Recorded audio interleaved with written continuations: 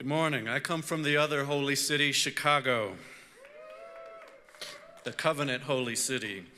I'm the executive director of the Community Renewal Society, a historic civil rights organization working on racial and economic justice, and previously was the professor of reconciliation studies at Bethel University in St. Paul, Minnesota. Before we can talk about the reconciling church, which is the assignment I've been given today, and I want to add to that the reconciling church in the era of Ferguson, Missouri. Before I can talk about the reconciling church, though, I need to talk about a reconciling God. So if you don't mind, I need to do a little Cov preach before I can do some Cov talk. According to the Gospel of John, God took on flesh and dwelled among us. He was born in Bethlehem, raised in Nazareth, traversing the streets of Jerusalem. God took on flesh as a Jew named Jesus. God did not take on flesh as a prosperous person of privilege and power and political connections. God took on the flesh of a colonized, oppressed, and marginalized Jew living under the occupation of the Roman Empire. First century Jews were much like first century Palestinians today, living under occupation. The Roman Empire in the first century was one of the most hostile places for Jews to live. The lives of Jewish people were shaped by the daily realities of military occupation and political domination. Jews experienced extreme bias and prejudice. The Roman Empire used crucifixion to terrorize their Jewish subjects. It wasn't unusual to see people crucified on the streets as you walked by. Thousands were crucified in the first century. And God took on flesh as an colonized and oppressed Jew. Jesus experienced the stress of prejudice, the fear of Roman law enforcement officers, and the ever-present reality of being lynched. And Jesus was crucified.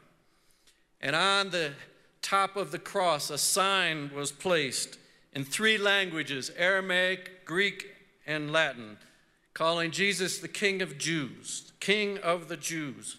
In a sense, Jesus was representative of all oppressed Jewish people of the first century. Jewish lives were disposable.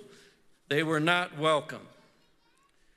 Now, if we were at Easter, we would be preaching and 3 days later, something happened.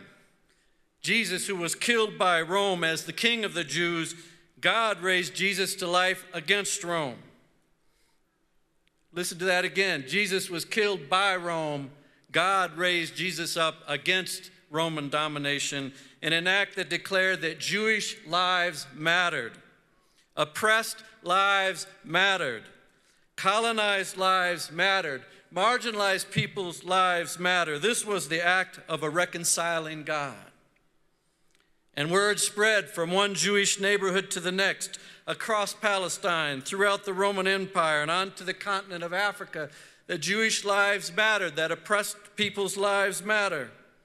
The reconciling church emerged out of those Jewish communities in God's work of reconciliation and healing of the effects of colonization and oppression. Then a truly amazing thing happened.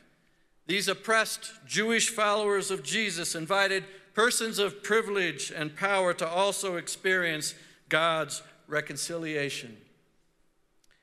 And in great numbers, Romans and Greeks rejected the privileges that came with power and position and entered into the faith communities led by oppressed folks.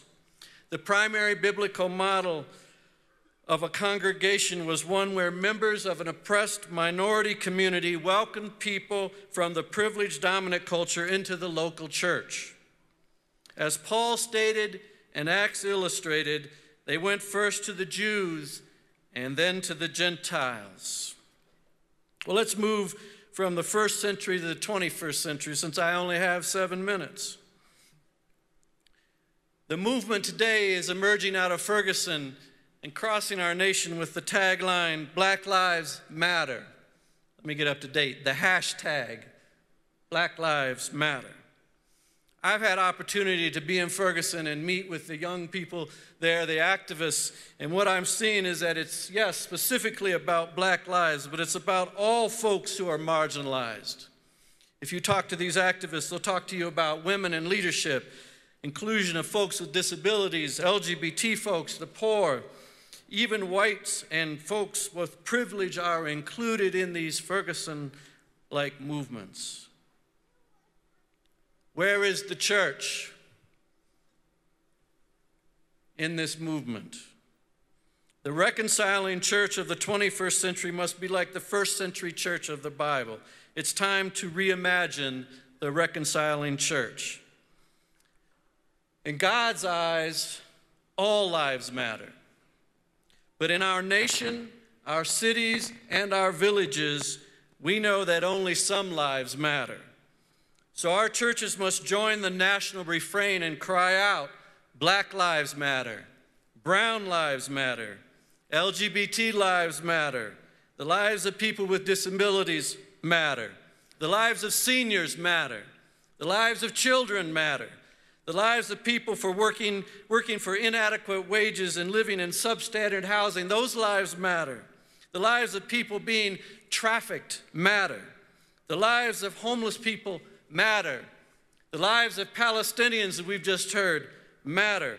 And the refrain that goes on and on, the same God that took on human flesh in Jesus to declare that Jewish lives matter is calling us today to be about lives matter. Black lives matter. Let's reimagine the reconciled church.